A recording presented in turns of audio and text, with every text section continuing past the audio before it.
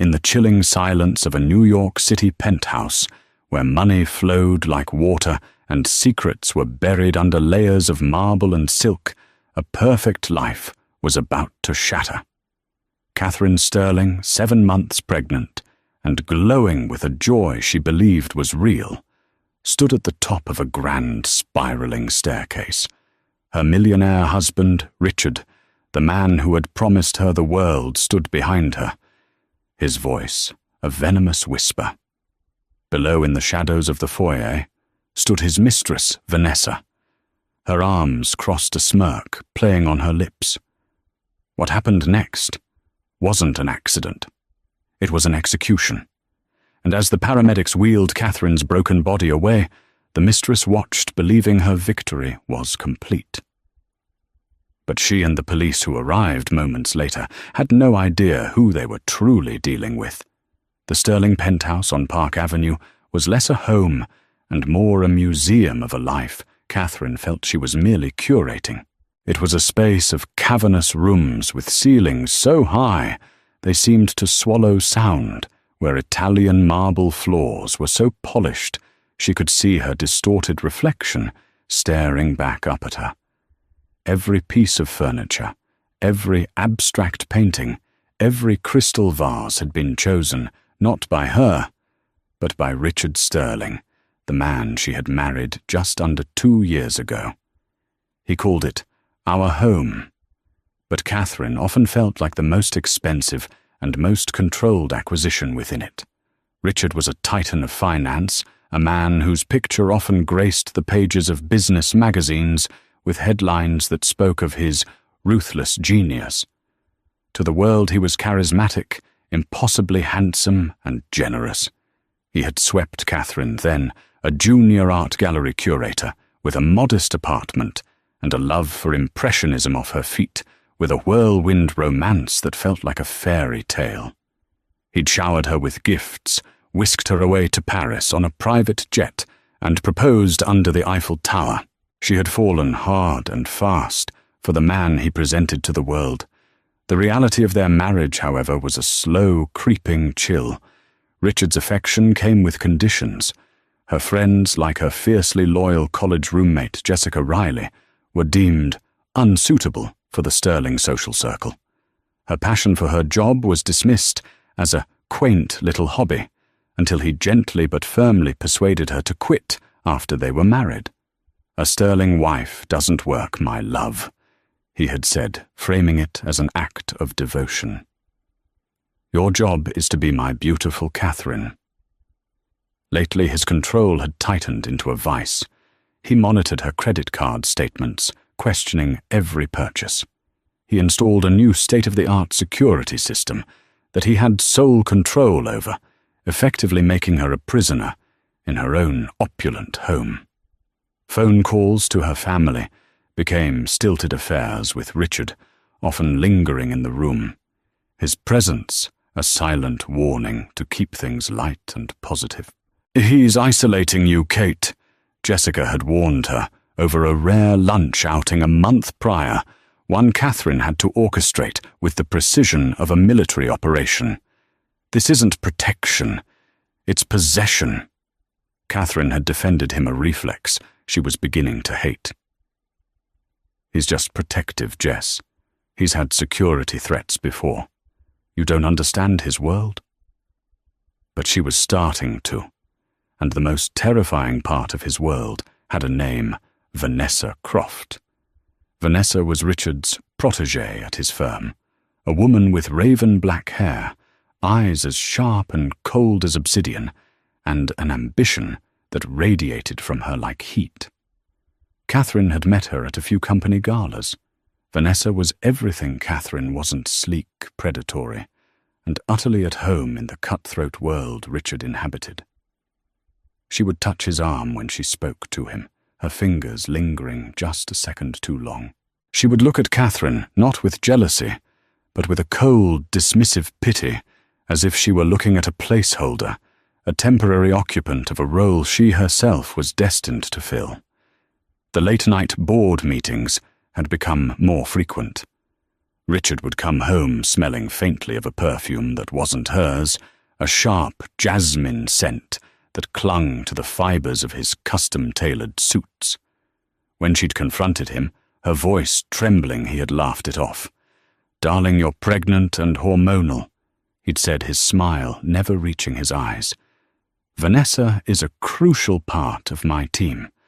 Are you accusing me of infidelity after everything I've given you?" He had a way of turning her valid fears into accusations of her own ingratitude, leaving her feeling small and foolish. But the discovery of the second phone tucked away in his gym bag had shattered her last vestiges of denial. The screen lit up with a message from V. He can't wait to be rid of her. The prenup is the only thing stopping him. But not for long. The prenuptial agreement. Catherine had barely glanced at it, so blinded by love and trust. Her lawyer had urged caution, but Richard had been so persuasive, framing it as a mere formality to protect his business interests for their future children. Now the memory of his words chilled her to the bone. She had retrieved the document from their safe, her hands shaking. The clauses were ironclad. In the event of a divorce, initiated before the birth of their first child, she would walk away with a paltry, insulting sum. However, if a child was born of the marriage, a trust would be established, and her settlement would be in the tens of millions. Her baby. Their son, who was currently kicking gently against her ribs, was not a symbol of their love to Richard. He was a financial liability, a multi-million-dollar problem. That evening, the air in the penthouse was thick with unspoken tension. Richard was hosting a small, impromptu gathering for some investors. He had insisted she wear a tight silk sheath dress, one that she felt was unflattering to her 7-month bump, but he had waved away her discomfort. "I want to show off my 2 most precious assets." He'd purred, one hand on her belly, the other on her back. The touch felt like a brand.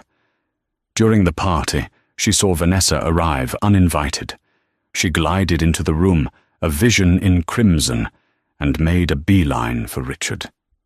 Catherine watched them from across the room, a knot of ice forming in her stomach.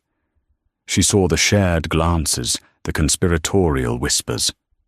At one point, Vanessa's eyes met hers across the crowded living area, and the woman offered a slow, deliberate smile.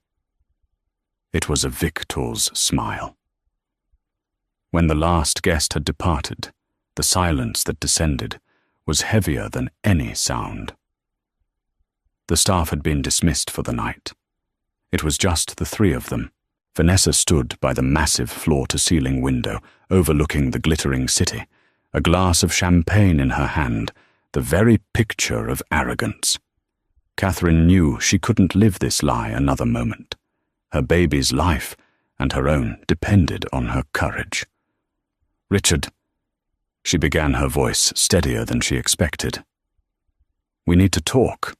He turned from the bar, his expression one of weary indulgence. "Catherine, it's been a long night. I know about the phone, Richard. I know about Vanessa." The mask of the charming husband dropped, replaced by a cold, flat emptiness that terrified her. He didn't deny it. He didn't even try. He simply looked at her, as if she were a piece of furniture he was tired of. "So you've been snooping," he said, his voice dangerously low. "How disappointing." "I want a divorce." Catherine said the words, tasting like ash in her mouth. She clutched her belly, a primal need to protect her son washing over her. Richard laughed, a harsh, ugly sound that echoed in the vast room. "A divorce? Don't be stupid, Catherine. You'll get nothing. You'll be back in your tiny apartment with nothing to show for your time as Mrs. Sterling. Read your prenup." "I have," she shot back, a spark of defiance flaring within her. "And I know that changes once our son is born." That was her mistake. The moment the words left her lips, she saw a flicker of something in his eyes. It wasn't anger. It was calculation. A dark, chilling clarity. He glanced over at Vanessa, who had been watching the entire exchange with detached amusement. Vanessa gave a slight, almost imperceptible nod. It was a confirmation. A green light. "You're right," Richard said, his voice suddenly soft, almost gentle, as he started walking towards her. "Things do change. We can't have that, can we?" He backed her towards the top of the grand staircase, the centerpiece of their magnificent cold home.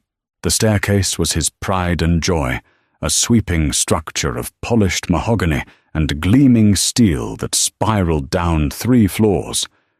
"Richard, what are you doing?" she whispered, her heart hammering against her ribs. She took a step back, her heel catching the edge of the top step. He was in front of her now, his face a mask of cold resolve. "Just fixing a problem, my love," he said. He placed his hands on her shoulders, his grip like iron. She looked past him, her eyes locking with Vanessa's in the foyer below. The smirk was gone, replaced by an expression of eager, hungry anticipation. Vanessa raised her champagne flute in a silent, mocking toast. In that horrifying, crystal-clear moment, Catherine understood everything. This wasn't just about a divorce.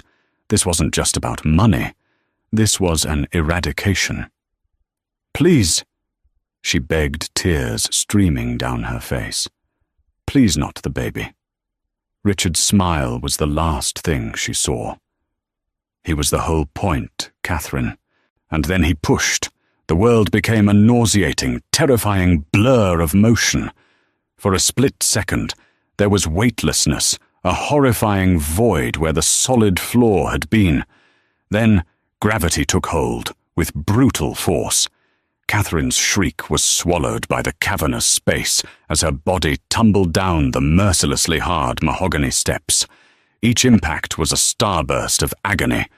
Her head struck a baluster, the crack sickeningly loud in the silent penthouse. Her shoulder slammed into a step, her arm twisting at an unnatural angle. Her last conscious thought was a desperate silent prayer for her son, as a final crushing impact against the marble floor below stole her breath and plunged her into an abyss of blackness. Down in the foyer, Vanessa Croft didn't flinch. She took a slow, deliberate sip of her champagne, her dark eyes fixed on the crumpled form at the bottom of the stairs. The sight of Catherine's still body, a halo of dark hair spread out on the white marble, didn't evoke an ounce of pity. It was the satisfying conclusion to a well-executed plan. This was her prize. The man, the fortune, the life. She had won. Above, Richard Sterling stood at the top of the stairs, his breathing slightly ragged, not from exertion, but from the adrenaline of a predator that had just made a kill. He looked down, his expression unreadable. He ran a hand through his perfectly coiffed hair, his mind already shifting from the act itself to the performance that must now begin. He smoothed his jacket, composed his face into a mask of shock and horror, and then let out a gut-wrenching cry. "Catherine!" His shout was a masterpiece of fabricated despair. He thundered down the stairs, carefully sidestepping his wife's body, and discovered her. He dropped to his knees beside her, his movements theatrical. "Oh my God, no, Kate. Baby, can you hear me?" He touched her cheek, recoiling as if her skin were on fire. He looked up at Vanessa, his eyes wide with feigned panic. "Call 911 now." Vanessa, playing her part, fumbled for her phone with hands that were perfectly steady. Her voice when she spoke to the dispatcher was a pitch-perfect imitation of a frantic witness. "Yes, my friend." She fell. "She's pregnant." "Oh God, there's so much. Please hurry. We're at 740 Park Avenue, the penthouse." While she was on the phone, Richard began the second phase of his plan, contaminating the scene under the guise of rendering aid. He gently cradled Catherine's head, his fingers subtly wiping away any potential trace evidence he might have left on her shoulders. He pulled her dress down, adjusting it to seem more like a tragic, awkward fall, rather than a violent push. Every touch was calculated, every movement designed to obscure the truth. The wail of sirens grew from a distant cry to an overwhelming roar that filled the opulent street below. Within minutes, the penthouse, usually a sanctuary of quiet wealth, was swarming with the urgent, chaotic energy of paramedics and police officers. The paramedics descended on Catherine's still form, their movements efficient and professional. They cut away the expensive silk dress, attached a neck brace, and began calling out medical jargon that was a foreign language in this world of finance and luxury. No response to verbal or painful stimuli. BP is dropping. Possible severe head trauma and internal bleeding. Richard hovered over them, the picture of a distraught husband. Is she okay? What about the baby? You have to save the baby, he wailed, allowing real tears born of stress and not grief to stream down his face. As the paramedics worked, 2 uniformed officers began to secure the scene. They were soon joined by a man in a rumpled trench coat who moved with a quiet authority that set him apart. Detective Michael Corrigan of the 19th Precinct had the weary eyes of a man who had seen the worst of the city, from its grimiest alleys to its most gilded cages. He knew that tragedy didn't discriminate by zip code, but that wealth often complicated the truth. Corrigan's eyes swept the scene, taking it all in.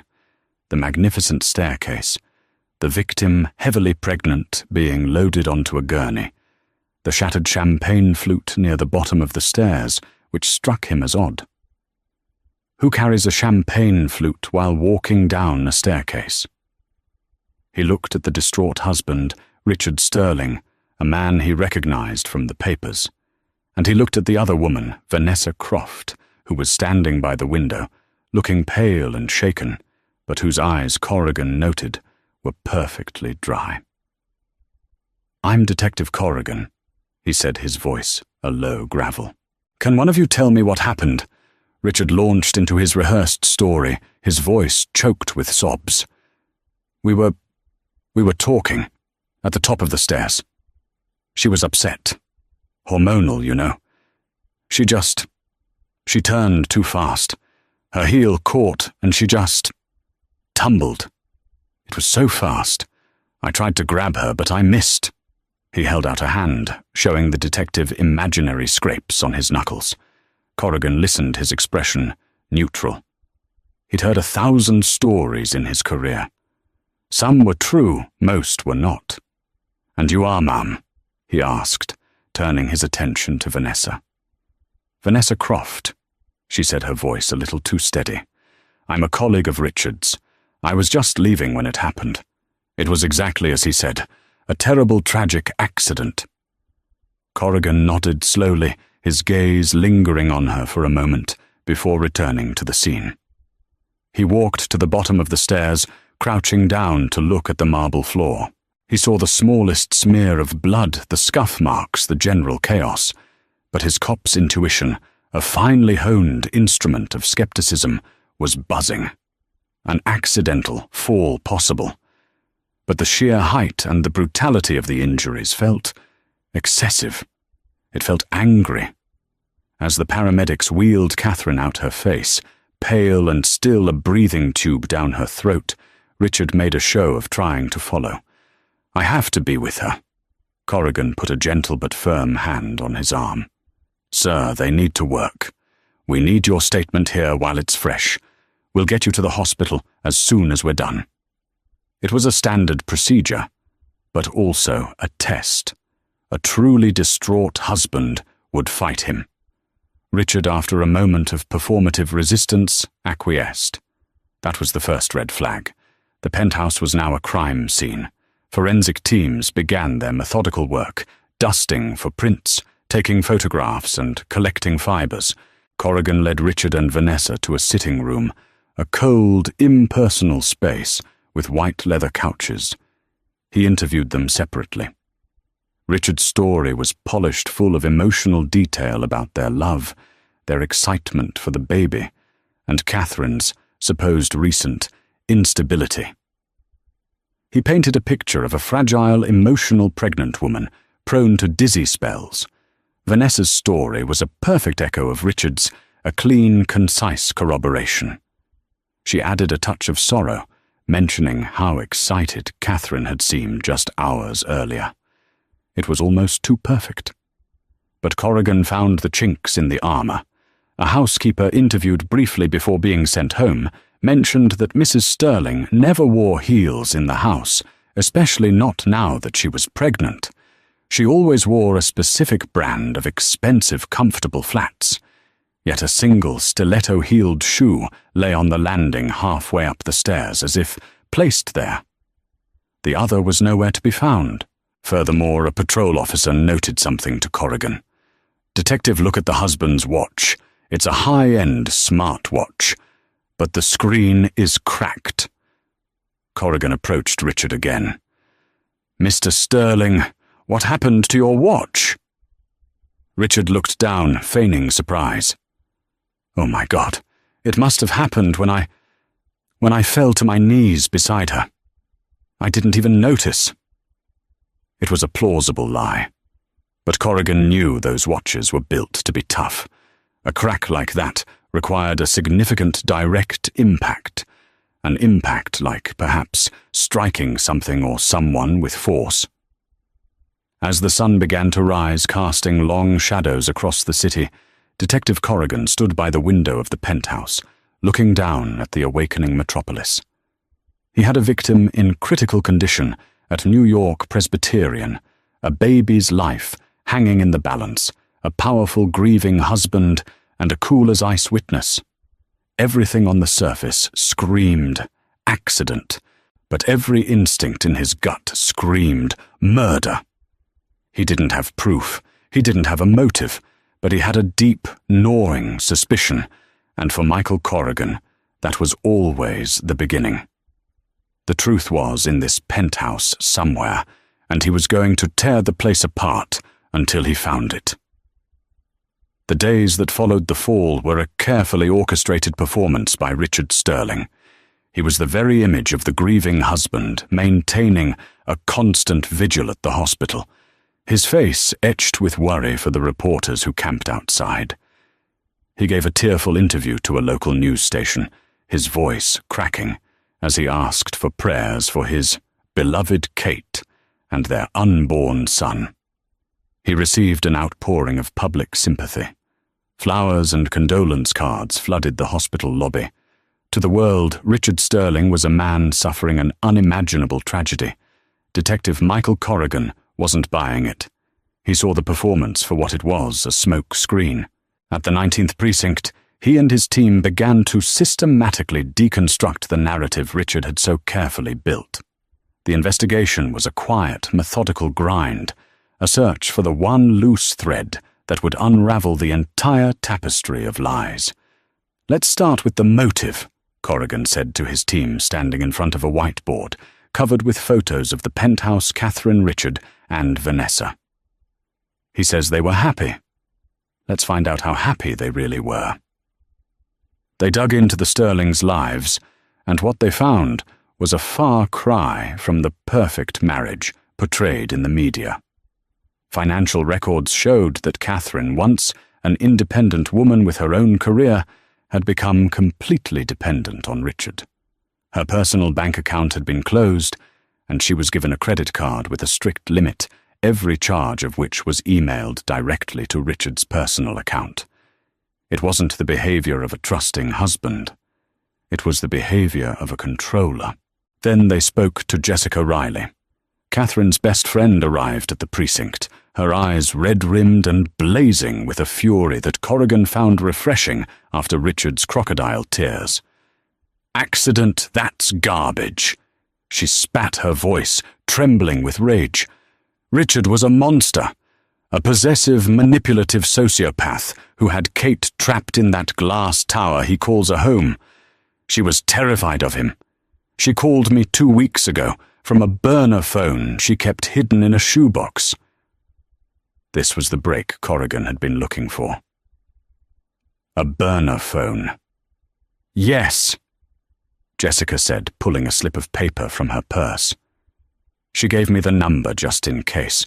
She said he tracked her real phone, read her texts, listened to her calls. She was planning to leave him. She was just waiting until the baby was born.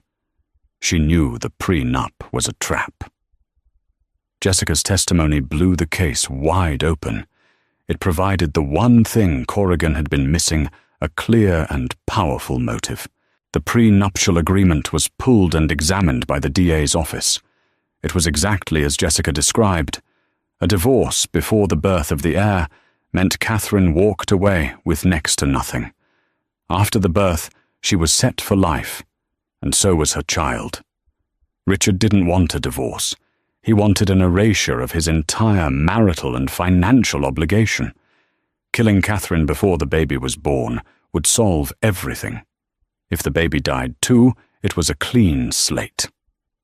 With this new information, Corrigan's team doubled down.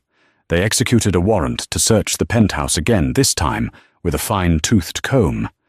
They were looking for the burner phone for any evidence of Catherine's plan to leave. They didn't find the phone, but the forensics team found something else, something Richard and Vanessa had overlooked in their arrogance. The penthouse was a smart home, controlled by a sophisticated network of voice-activated assistants, speakers, and security cameras. Richard controlled the system, and he believed he had deleted all relevant data from the cloud servers. He had manually turned off the main security cameras in the foyer just before the party citing privacy for our guests.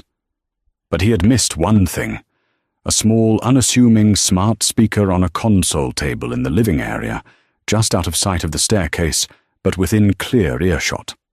A tech-savvy detective on Corrigan's team managed to access the device's buffered audio recordings from the cloud fragments of sound the system stored temporarily before overwriting. They sifted through hours of party chatter and clinking glasses until they found it, the audio from the moments leading up to the fall. The sound quality was slightly muffled, but the words were chillingly clear. Catherine: I know about the phone, Richard. I know about Vanessa. Richard: So you've been snooping. How disappointing. Catherine: I want a divorce. Richard, laughing: Don't be stupid, Catherine. Read your prenup. Catherine: I have, and I know that changes once our son is born. There was a pause, then a new voice, female, cold and clear. Vanessa: She knows. You have to handle it, Richard. Now. Richard: You're right. We can't have that. Can we? The audio captured the sound of footsteps, a muffled plea from Catherine, and then a sickening thud followed by a series of horrific percussive impacts. It was all there. Conspiracy and murder captured in a disembodied digital echo. We've got them, Corrigan said, a grim satisfaction in his voice. Simultaneously, the medical reports came back. Catherine's injuries were inconsistent with a simple fall. The coroner noted the presence of deep, symmetrical bruising on her upper shoulders, the kind left by fingers gripping and pushing with immense force. The crack on Richard's smartwatch was also analyzed. Microscopic fibers embedded in the cracked glass were a perfect match for the silk dress Catherine had been wearing. He hadn't cracked it by falling to his knees. He had cracked it when his arm swung forward, pushing her into the void. Corrigan now had a motive, a timeline, physical evidence, and a recording of the crime itself. He had Richard Sterling and Vanessa Croft dead to rights. He felt the familiar cold thrill of a case locking into place. All he needed now was his star witness. But she was lying in a hospital bed, lost to the world a machine, breathing for her. He paid a visit to the hospital, standing outside Catherine's room in the ICU. He watched through the glass as Richard sat by her bedside, holding her hand, his face a perfect mask of grief for the nurses to see. He was whispering to her, and Corrigan strained to see the words he was mouthing. Just die. Please just die. The doctor's prognosis was grim. Catherine had suffered severe traumatic brain injury. If she ever woke up, she would likely have significant memory loss, if she could function at all. The baby, however, was a fighter. He was still viable, his heartbeat strong, monitored constantly by the neonatal team. He was a ticking clock. As long as that baby was alive and unborn, Richard's problem wasn't solved. Corrigan knew he had enough to arrest them. The DA was confident. But a jury could be swayed by a high-priced defense attorney who could paint the audio as ambiguous and the evidence as circumstantial. The one thing that would make the case airtight, the one thing that would guarantee a conviction, was for Catherine Sterling to wake up and point her finger at the man holding her hand. As he stood there, watching the predator comfort his prey, Corrigan made a vow. He would get justice for her, whether she woke up or not. But dear God, he hoped she would wake up. The city was sympathizing with a monster, and only Catherine held the power to show them his true face. The world returned to Catherine, not in a rush, but in whispers. For what felt like an eternity, she had been adrift in a thick, soundless fog, a place without thought or feeling. Then slowly sensations began to bleed through the grey. The rhythmic, metronomic beep of a machine, the sterile scent of antiseptic, the scratch of a tube in her throat, the dull, throbbing ache that seemed to emanate from every bone in her body. Sounds resolved into voices, distant and muffled at first, like voices heard from underwater.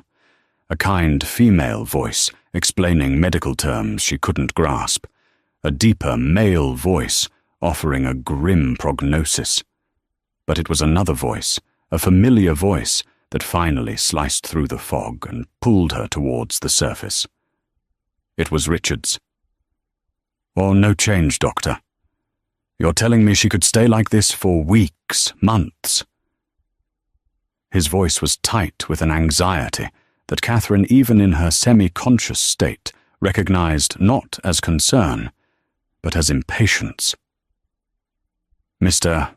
Sterling, your wife, has suffered a massive trauma," the doctor's voice replied, tinged with professional sympathy. "We need to be realistic. The best we can do is wait and hope." Wait and hope. The words echoed in the emerging clarity of Catherine's mind. She fought to open her eyes, but her lids felt as if they were sealed with lead. She tried to move a finger to make any sign that she was there, that she could hear them. But her body was a useless prison. Panic, cold and sharp, began to rise within her. Days bled into one another in a haze of pain and frustrating paralysis. She learned to distinguish the nurses' shifts by their voices and the feel of their hands. She felt the cold gel on her stomach for the ultrasound, her heart soaring when she heard the strong, steady thump, thump, thump of her son's heartbeat. He was alive. The thought was a lifeline, a reason to fight her way out of the darkness. She also learned to recognize the change in the room's atmosphere when Richard arrived. The nurses would become more deferential, their voices softer. Richard would play his part, his voice full of feigned love and sorrow. "I'm right here, Kate. I'm not leaving you." But his touch was cold. His hand resting on hers felt heavy and dead.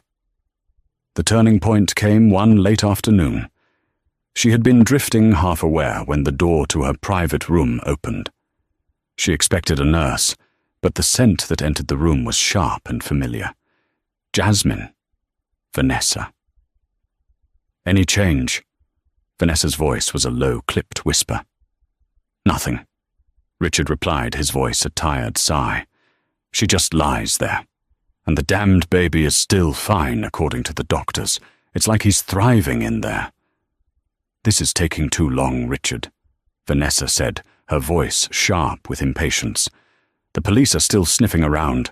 That Detective Corrigan called my office again today, asking more questions." They're looking at the financials. They're looking at our phone records.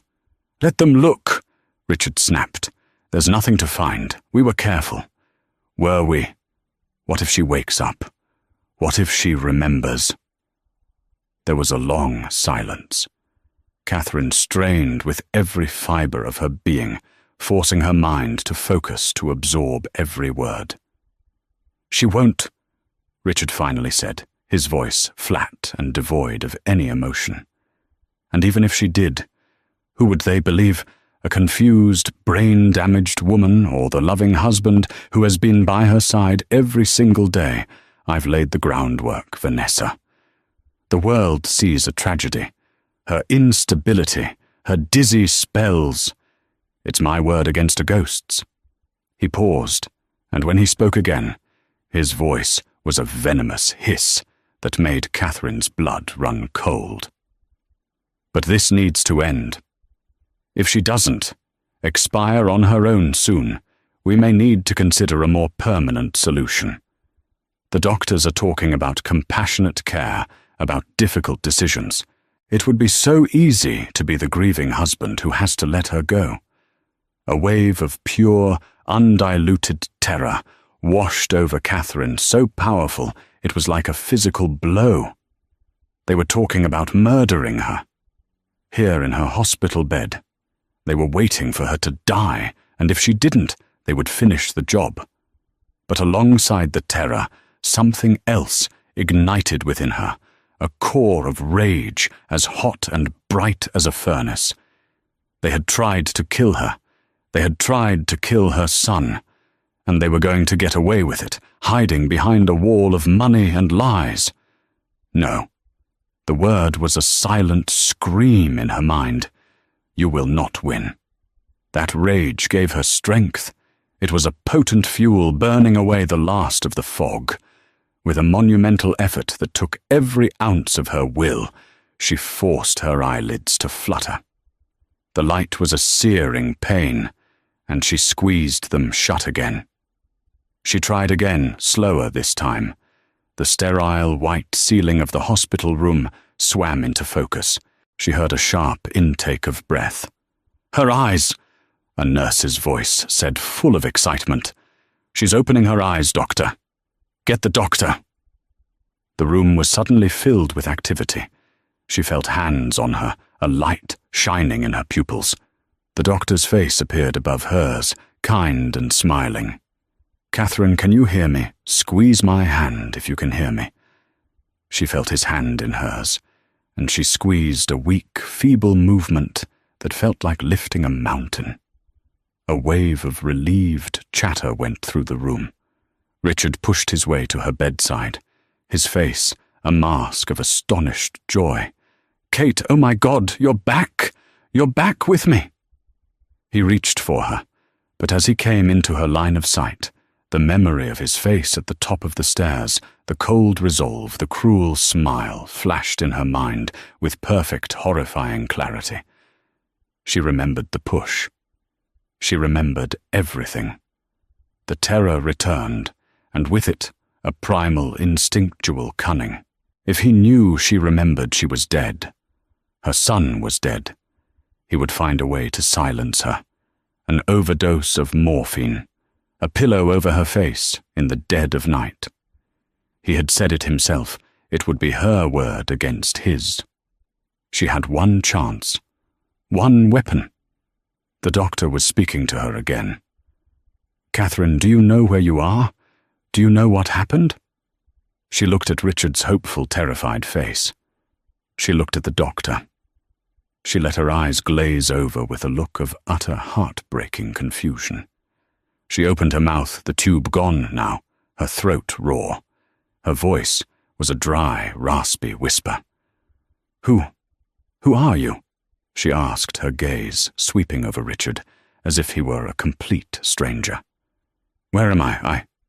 I don't remember anything.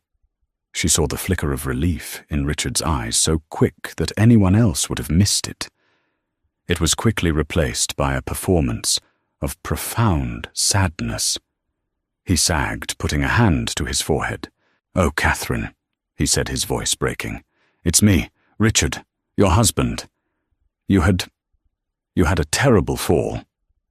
The doctor put a comforting hand on Richard's shoulder. "It's not uncommon with this level of head trauma," he explained gently. "Amnesia. It could be temporary, or it could be more extensive. We'll have to run some tests." Catherine lay perfectly still, her heart hammering in her chest. The game had just changed. She wasn't a helpless victim anymore. She was a hunter, hiding in plain sight. From this hospital bed, feigning weakness and memory loss, she would become their worst nightmare. She would let them believe they were safe, let them drop their guard. And she would gather everything she needed to destroy them, for herself and for the son who was still fighting for his life inside her. The diagnosis of retrograde amnesia was Richard's salvation. He threw himself into the role of the devoted, heartbroken husband, nursing his wife back from the brink. He brought in photo albums regaling the doctors and nurses with fabricated stories of their whirlwind romance. He sat by her bed for hours, reminiscing about a life that was a carefully edited fiction, all while Catherine watched him from behind a mask of vacant confusion. It was the most terrifying and exhausting performance of her life. Every gentle touch from him made her skin crawl. Every loving word felt like a razor blade against her soul. But she played her part flawlessly. She was a blank slate, a fragile, frightened woman trying to piece together a life she couldn't remember. She would ask him simple questions. Did we have a favorite restaurant? Did I like the color blue? And watch his face, studying the micro-expressions of relief and smug satisfaction. He thought he was in control. He thought he had won. He had no idea he was a fly caught in a web he couldn't see. Her only true ally was Jessica. When Jessica first visited the reunion, was agonizing.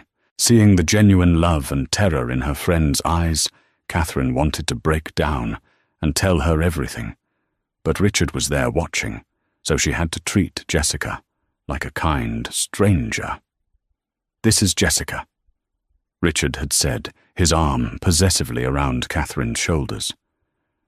"Your best friend, since college." Catherine had looked at Jessica with wide, empty eyes. "I'm sorry," she whispered, a genuine tear of frustration and grief slipping down her cheek. "I don't—" Jessica's face crumpled, but she quickly composed herself, understanding instinctively that something was wrong. She played along, reintroducing herself, talking about light, simple memories. But as she leaned in for a hug, her mouth next to Catherine's ear, she whispered 4 critical words. "I don't believe him." That was all Catherine needed. Her next move was risky.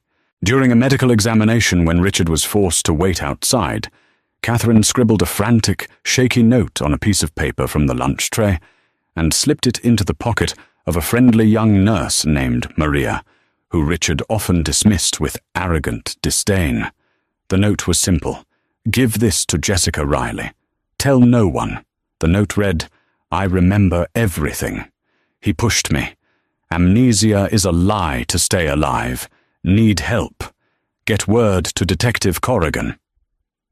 The next day, Jessica returned her demeanor outwardly, the same, but with a new intensity in her eyes. While Richard was on a business call in the hallway, Jessica helped Catherine adjust her pillows. As she did, she slipped a tiny object into Catherine's hand, a burner phone, no bigger than a credit card, and a slip of paper with a number on it. "Corrigan's direct line," she breathed. "The nurse Maria is a friend of my cousin. She's on our side. She'll cover for you during her shifts." A lifeline. That night, with Maria standing guard at the door, Catherine made the call. Her voice was a low, urgent whisper as she told Detective Corrigan everything. To push the conversation she overheard between Richard and Vanessa, and her current deception. On the other end of the line, Corrigan listened, a cold fury building inside him. He had the audio, the forensics, the motive, but this was the final devastating piece, a living witness. "Okay, Catherine," he said, his voice steady and reassuring. "You are doing something incredibly brave, but you need to stay safe. Do not let them suspect for a second. We're coming for them. But I want to nail them to the wall so they never see the light of day again. To do that, I need your help. We have the audio of them talking before the fall, but his lawyers will say it's out of context. We need something more. Something that shows clear intent. Something recent." Catherine's mind raced. "His laptop," she whispered. "He brings it here every day. He thinks I'm practically a vegetable. He works for hours. All his business, his entire life is on that laptop. And on his phone. Can you get access?" Corrigan asked. "He leaves the room sometimes to talk to doctors or take calls," Catherine said, a plan forming in her mind. "But it's password protected. I don't know the password." "Try his ego," Corrigan suggested. "His birthday, his company's name, something he's proud of."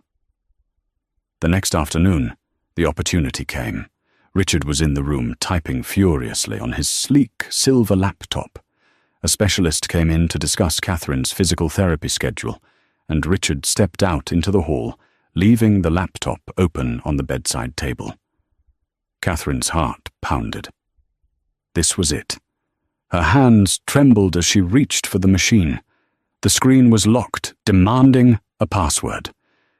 She took a deep breath and thought like Richard. What was the most important thing in the world to him? Himself. His legacy. She typed in the name of his first, highly successful hedge fund, a name he mentioned constantly in his reminiscing Sterling Alpha Wong. The screen unlocked. She was in. A wave of triumphant adrenaline surged through her. She didn't have much time. Following Corrigan's whispered instructions from the night before, she ignored the documents and emails. She was looking for one thing. She found the search history in his web browser. Her blood ran cold as she read the recent entries. How to override hospital life support systems. Potassium chloride dosage lethal. Does a will become void if a spouse is institutionalized? Best criminal defense attorneys, New York City. Countries with no extradition treaty with the U.S. It was a step-by-step guide to her murder and his escape. He wasn't just waiting for her to die. He was actively researching how to make it happen. Using the tiny burner phone, she quickly and quietly took pictures of the screen, her hands shaking so badly she had to take each one twice. She navigated to his cloud storage, a drive filled with encrypted folders. One, however, was labeled simply Contingency. The password was the same. Inside was a single audio file. She clicked play, keeping the volume at a barely audible whisper. It was Vanessa's voice, recorded days after the fall. Getting sloppy, Richard. Leaving a search history like that. Delete everything. If she wakes up, or if the police find that we're finished. I've transferred the funds to the offshore account as we discussed. If this goes south, we disappear. But you better be sure you handle your wife first. He was recording her. The sociopath was keeping an insurance policy against his own partner.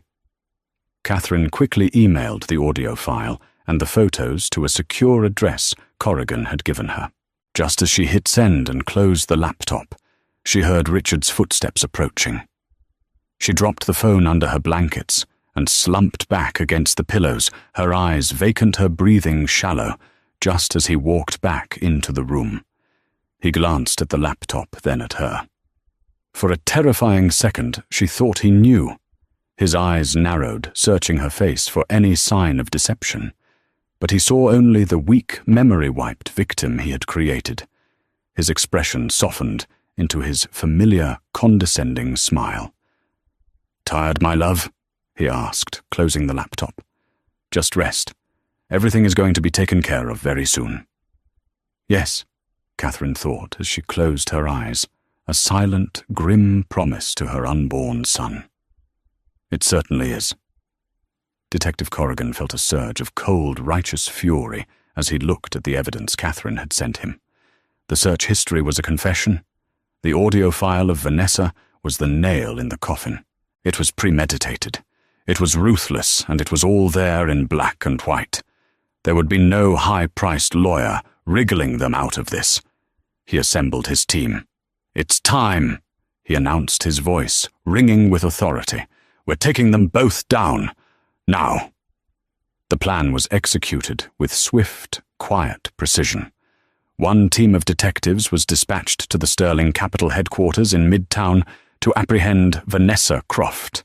Another team, led by Corrigan himself, headed for New York Presbyterian Hospital. Vanessa was in a glass-walled boardroom, leading a meeting when the detectives entered.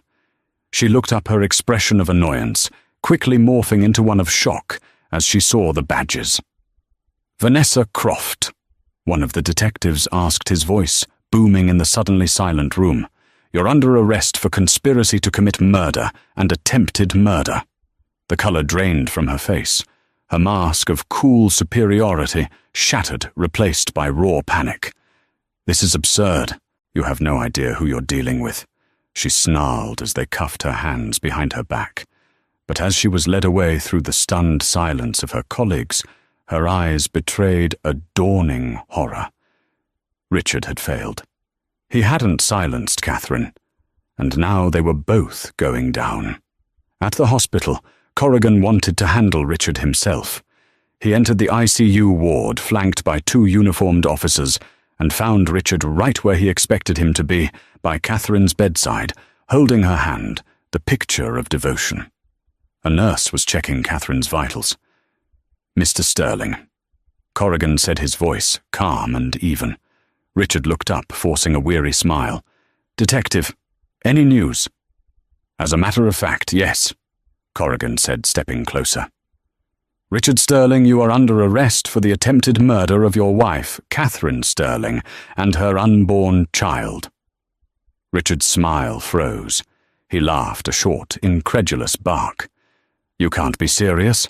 On what grounds? My wife had an accident." "We know about the push, Richard," Corrigan said, his voice dropping. "We know about the prenup. We know about your research into potassium chloride dosages, and we know about your contingency plan." As Corrigan spoke, he saw Richard's eyes dart towards Catherine. He saw the flicker of confusion, the dawning realization that he had been played. And then he looked back at Corrigan with pure, undiluted hatred. At that moment, Catherine's eyes, which had been vacant for weeks, slowly focused. They moved from the detective to the man holding her hand. Her expression shifted from confusion to one of clear, profound recognition and of terror. "You," she whispered, her voice weak but clear. She pulled her hand from his as if it had been burned. "You pushed me." The nurse gasped. The uniformed officers stepped forward. Richard stared at his wife, his face a mask of disbelief and fury. The amnesia had been a trick. The fragile, broken victim was a lie. He had been living in a cage with a predator and never even knew it. He lunged not for the door, but for Catherine, a final, desperate act of violence. "You lying bitch!" he roared. But Corrigan was faster. He intercepted Richard, slamming him back against the wall with a force that knocked the breath from him. The officers swarmed, wrenching his arms behind his back and snapping the cold steel of the handcuffs around his wrists. "It's over, Sterling," Corrigan growled in his ear. As they dragged him, struggling and cursing from the room, Richard's eyes locked with Catherine's one last time.